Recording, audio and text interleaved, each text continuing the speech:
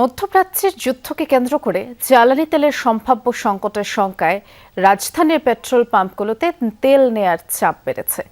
তেল বিক্রেতারা বলছেন, স্বাভাবিক দিনের তুলনায় গতকাল থেকে মানুষ বেশি তেল নিচ্ছেন। আর সার্বিক পরিস্থিতি দেখভাল এবং সম্ভাব্য সংকট মোকাবেলায় অর্থমন্ত্রীকে প্রধান করে একটি উচ্চ পর্যায়ের কমিটিও গঠন করেছে সরকার।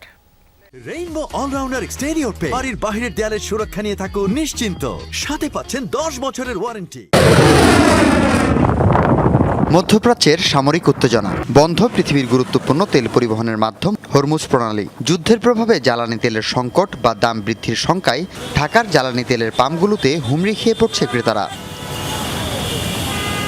আজ বৃহস্পতিবার পাম্পগুলোতে ব্যক্তিগত গাড়ি ও বাইকের দীর্ঘ সারি দেখা গেছে। কোনোটির দীর্ঘ সারি পাম্পের সীমানা ছাড়িয়ে সড়কেও চলে আসে। হিউমার তো একটা সোর্সে সবাই বলতেছে যে এরকম তেলের দাম বাইরে দেবে, গেলে যাবে, সবার যে অবস্থা হবে আমারও একই অবস্থাই হবে। যেটা লাগছে সেটা আসলে 10-15 দিনের মধ্যে শেষ হওয়ার কথা না। যদি এত বেশি সময় নেয় সেক্ষেত্রে হয়তো বা তেলের দামটা আরো বৃদ্ধি হইতে পারে। মধ্যপ্রাচ্যে যে অবস্থা, তাদের তেলের সংকট হওয়ার সম্ভাবনা খুব বেশি। যুদ্ধের পরিস্থিতি ভয়ঙ্কর হতে পারে, এর জন্য আর কি নেই, আর কিছু না।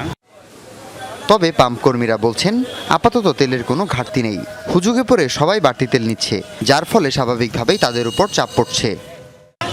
মানুষই তো বলে, কাস্টমারই তো বলে যে দাম বাড়বে, তেল পাওয়া যাবে না, এই জন্য সবাই ফুল করে নিতে আসে।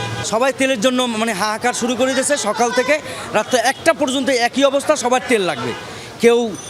কেউ খালি ক্যান, কেউ গাড়ি নিয়ে রাইখা আবার নিয়ে আসে, বাসায় পুরনো গাড়ি থাকলে এগুলো নিয়ে আসে।